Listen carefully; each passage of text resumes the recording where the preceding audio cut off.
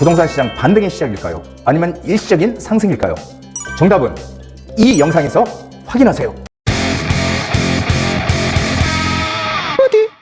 안녕하세요. 부동산 DJ 한정훈입니다. 자, 지금 시장이 어떻게 좀 변하는 그런 느낌을 받으십니까? 자, 과연 시장이 지금 반등의 시작일까요? 아니면 일시적인 상승일까요? 오늘 이런 주제로 지난번에도 한번 말씀드렸지만 오늘 좀 정리하는 그런 시간을 한번 준비해 봤습니다. 상당히 중요한 얘기인데요. 자, 그 전에 세미나를 일단 안내해 드리죠. 3월 6일, 드디어 이제 3월 달로 들어섰습니다. 3월 6일 수요일 오후 2시입니다. 자, 주제는요, 숨겨진 부동산 투자 유망 지역 전격 공개, 이런 주제로 세미나를 진행합니다. 많이들 오시게 되면은 올해 시장의 트렌드, 그리고 어떻게 우리가 투자를 해서 이익을 극대화할지, 거기에 대한 전략을 공개합니다. 자, 선착순 10명, 1대1 개별 상담, 오시는 분에 한해서 1대1 개별 상담 진행해 드립니다. 자, 거래량이 지금 살아나고 있다는 거 여러분들 느끼십니까? 못 느낀다고요? 자, 한번 보시죠. 자, 지난해 우리 한번 보세요. 지난해 2022년 지지난해죠. 10월 달에 서울의 아파트 거래량이 559건이었습니다.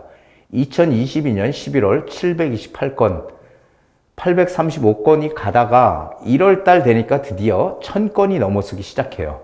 자, 이때가 우리가 이제 제가 이제 얘기했던 이 변곡점이 이때 생기는 것 같다라는 얘기를 2022년도에 제가 드렸었죠.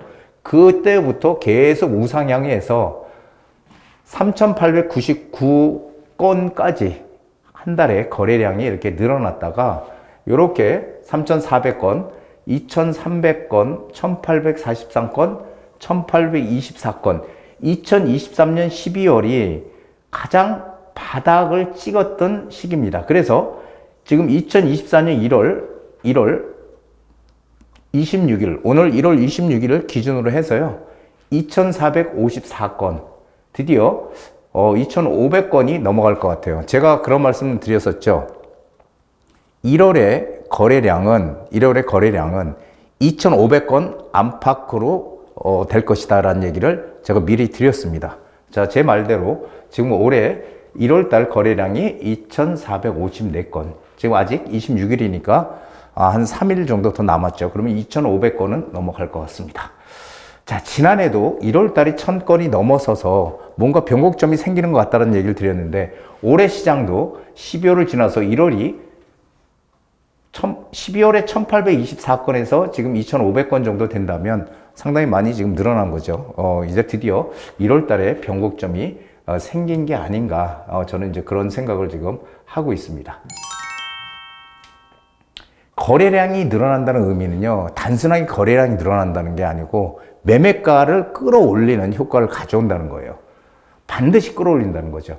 자, 거래량이 증가를 합니다. 거래량이 늘어나게 되면은 기존에 좀 더 싸게 나왔던 매물이 싹 소진이 돼버리죠. 소진이 되면 그 다음 단계는 어떻게 돼요? 그거보다 조금 비싼 매물이 등장을 하게 되죠. 그럼 그 비싼 매물이 또 소진이 되면 어떻게 돼요? 조금 더 비싼 매물이 등장되는 거죠. 또 소진이 되고 더 비싼 매물이 등장을 하게 되고, 자, 그러면서 이 거래량이 늘어나면서 아파트 매매가가 올라가는 것이에요.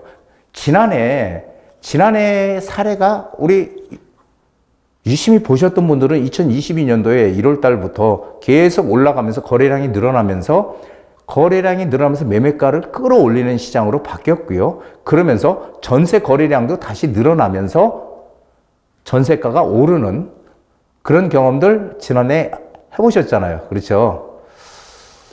그래서 지난해는 매매가가 전세가를 끌어올리는 그런 시장이었다면, 올해 시장은 올해 시장은 전세가가 올라가면서 매매가를 끌어올리는 그런 시장으로 진행이 될 것입니다. 그래서 근데 여기서 우리가 꼭 봐야 될 게 뭐냐면요, 이 거래량은 한 달에 얼마가 거래되느냐, 이것이 중요한 게 아니라는 거예요. 자, 지난해에도 제가 1월에 1000건이 넘어서 변곡점이 1월 달에 생긴 것 같다, 지금.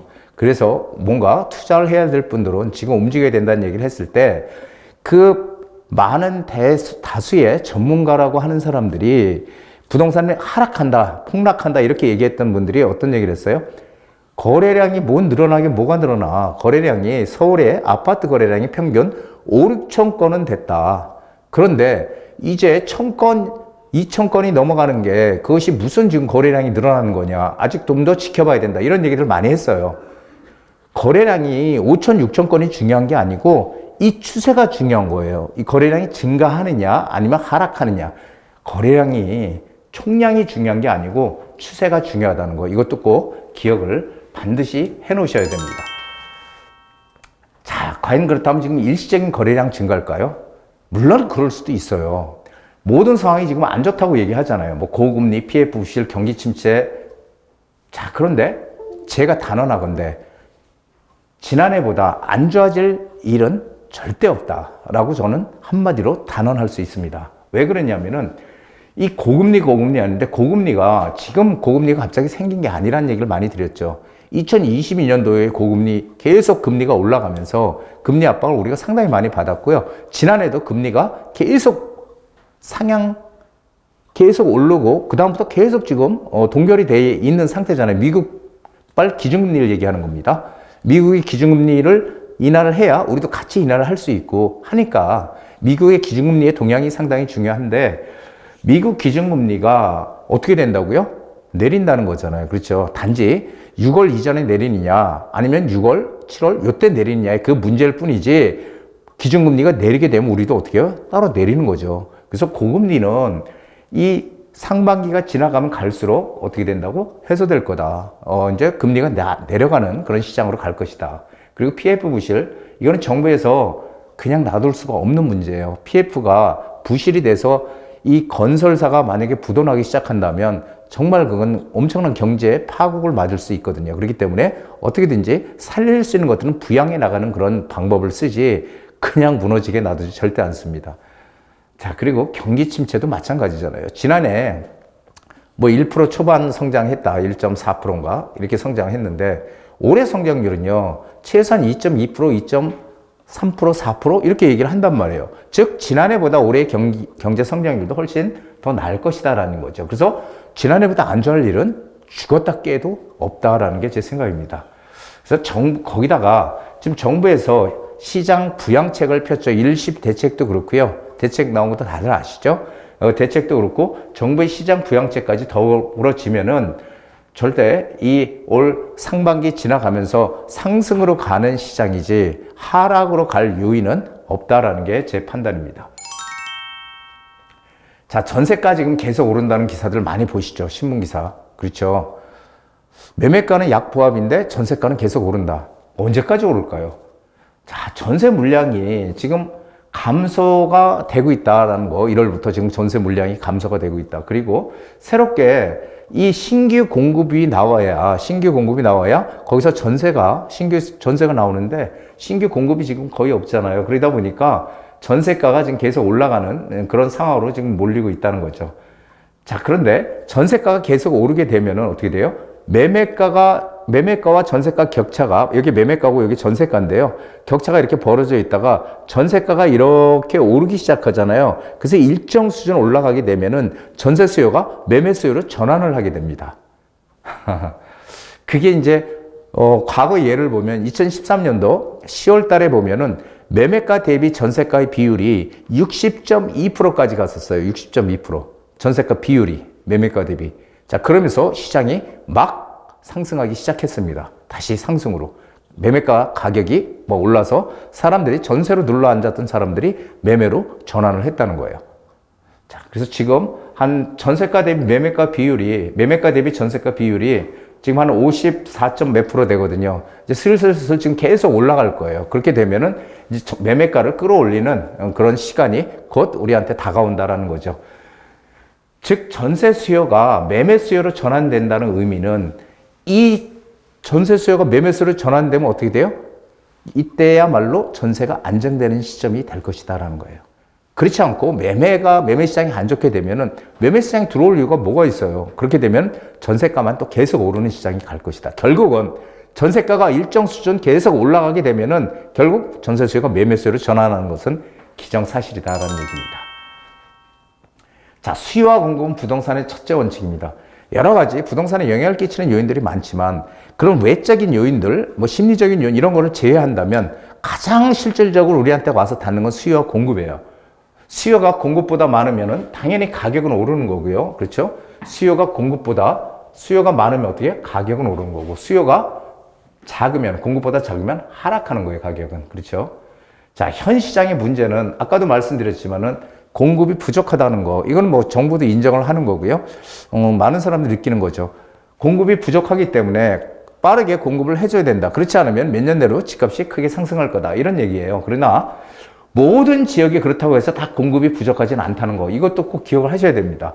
자, 서울 아파트에 요 빨간 선이 적정 수요예요. 적정 수요가 매년 신규로 공급돼야 될 물량이 46,921가구인데 지금 한번 보시면은 올해 2024년도에 16,000가구 이렇게 돼 있죠. 이건 뭐 조금씩 틀릴 수 있습니다.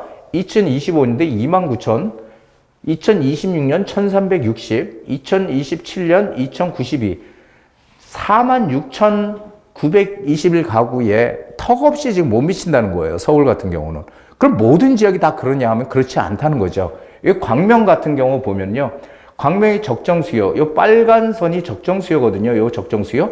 1,399 세대 가구가 매년 공급이 돼야 된다. 1,399가구, 99입니다. 1,399가구가 매년 돼야 되는데 지금 2024년도 보시면은 4,395, 2025년 9,346. 공급 물량이 상당히 많죠. 공급 물량이. 그러다가 2026년도가 되면은 이제 한마디로 적정 수요보다 조금 높죠. 적정 수요보다 좀 높고 광명은 이때 되면 그래도 어느 정도 수요가 비슷하게 가는데 2024년, 2025년도는 수요에 비해서 공급이 지금 상당히 많다는 거예요. 그렇다면은 수요에 비해서 공급이 많으면은 우리는 어떻게 해야 돼요? 피해야 되는 거죠. 거기 들어가면은 가격이, 집값이 오를 수가 없는 거예요. 너무 단순하지만 이런 것을 지역적으로 우리는 잘 봐서 지역에 맞춰서 어떤 투자 방식을 선택을 해야 된다라는 얘기를 드리는 겁니다. 올해 시장은 상저하구의 시장입니다. 상반기는 조금 주춤주춤 하다가 상반기에 지나갈수록 가격은 올라갈 거예요. 이건 뭐 기정사실입니다. 그러나 지역적인 격차는 점점 커질 수밖에 없다. 이럴 때는 이제는 우리는 어떻게 해야 돼요? 예전에 한번 생각해 보세요. 예전에는 서울이 오르면 경기도도 오르고, 경기도가 오르면 지방도 오르고, 아주 연쇄적으로 이렇게 파생돼가는 이 커플링 현상을 보였다면 지금은 어떻게 돼요? 이제는 디커플링 현상을 보여요. 지역마다 다 틀려. 그래서 지역적인 뭐가 중요해? 입지 가치가 가장 중요해요. 입지 가치가. 이 입지 가치를 보고 투자해야 되지 옛날 같은 생각을 하고 우리가 옛날에는 뭐 여기 오르면 다 오르더라. 그러니까 아무 데나 가서 투자해도 이익을 낼 수 있다. 이제는 절대 그런 상황은 벌어지지 않을 겁니다. 자, 어디에 투자할 것인가? 이제는 어디에 투자할 것인가가 화두예요. 화두. 어디에? 아무 데나 투자하면 안 된다. 예전에 우리 보통 서울에 무조건 인서울 해라는 얘기를 많이 했지만 이제는 인서울이 아니고요. 서울에서도 뭐예요? 어디에 투자하느냐? 이것이 뜨거운 화두가 될 것이다라는 거죠. 그래서 내 재산을 불릴 수 있는 최적의 지역을 찾아야 되는 게 관건이에요. 지금 제가 누누이 말씀드리지만 재개발, 재건축 너무너무 많습니다. 여기저기 지금 뭐 한다고 하는데 많아요. 그 한다고 하는데 많은데 가격이 싸다고 들어가면 이제는 될까요? 이제는 안 돼. 옛날에나 먹혔던 방식이라는 거죠. 지금은 될 것만 된다라는 거. 이것을 우리는 꼭 기억을 해야 됩니다. 그 될 것을 찾아가는 게 우리가 해야 될 일이다라고 생각이 되죠. 자, 제가 조언을 드립니다. 올해 시장 한번 보세요. 재테크는 뭐 싸움이에요? 타이밍 싸움이에요. 타이밍 싸움. 이 타이밍이 정말 중요합니다. 공부한다고 나는 부동산에 공부를 좀 많이 해서 내가 알아야 투자하지. 그러다 보면 타이밍 다 놓쳐요. 정말입니다. 그래서 물론 공부가 필요하긴 하지만 무턱된 그런 대책 없는 공부는 오히려 이런 투자의 타이밍을 놓치는 상당히 위험한 발상이다라는 것을 말씀드립니다. 자, 그리고 역발상 마인드. 이거 정말 재테크에서 중요합니다. 역발상. 사람들이 사람들이 지금 살 때 아니야 라고 할 때 과감하게 내가 사야 돼 지금 라고 생각할 수 있는 마인드, 이게 역발상 마인드예요. 모든 사람들이 우측으로 갈 때 우측이 아니야, 나 좌측으로 가야 돼. 모든 사람들이 서쪽으로 갈 때 서쪽이 아니라 동쪽으로 가야 돼. 이렇게 나설 수 있는 용기가 필요하다는 거예요, 재테크에는. 그래서 항상 이 남들과 다른 역발상 마인드가 지금 필요하다라는 거고요. 그리고 가장 중요한 겁니다. 긍정적인 마인드예요. 긍정적인 마인드. 우리가 아무리 약재가 많아도 한두 가지 호재가 있다면 그 호재를 찾아서 투자를 할 수 있는 그런 지혜가 필요한데요. 많은 대부분의 사람들은 어떤 마인드를 가져요? 안 돼. 거기 안 돼. 이런 생각들을 많이 해요. 이거 지금 되긴 뭐가 돼. 경기가 이렇게 어렵고 지금 경기가 망하려고 하는데 무슨 투자야, 투자는. 이렇게 생각들을 많이 하시는데 그렇게 해서는 남들과 다르게 가지 못한다는 거예요. 남들과 똑같이 가가지고서는 우리가 재테크에서 돈을 벌 수 없다는 것입니다. 항상 재테크는 뭐예요? 남들보다 반발자국이라도 먼저 가야 되는 거지 남들과 똑같이 우르르 몰려가서는 절대 돈을 벌 수 있는 그런 시장이 아니라는 겁니다. 긍정적인 마인드, 우리 항상 생각해 봐야 됩니다. 자, 백미러는요, 백미러 아시죠? 차의 백미러는 항상 앞유리보다 선명하게 잘 보인다. 워렌 버핏이 얘기한 건데요. 이게 무슨 말이냐면, 백미러를 과거를 얘기하는 거예요, 과거. 그러니까 과거에 어떤 부동산에 대한 역사적인 사실, 그리고 내가 과거에 어떻게 해왔는지, 그리고 지난 과거의 시장이 어떻게 흘러왔는지, 이런 것들 경험을 우리가 가지고 있다면 앞으로의 미래도 보일 수 있다는 거예요. 그래서 백미러가 항상 앞유리보다 선명하게 잘 보인다는 겁니다. 과거의 어떤 경험을 바탕으로 해서 우리가 좀 더 나은 미래를 찾아갈 수 있는 그런 현명한 우리 구독자님들이 되시기를 기원합니다. 자, 오늘 강의 여기까지고요. 제 강의가 마음에 드셨으면 좋아요, 구독 버튼 꼭 눌러주세요. 한정훈의 부동산 DJ에서는 여러분들의 고민을 기다립니다. 영상을 보시고 투자에 관심 있으신 분은 지금 바로 연락 주시기 바랍니다.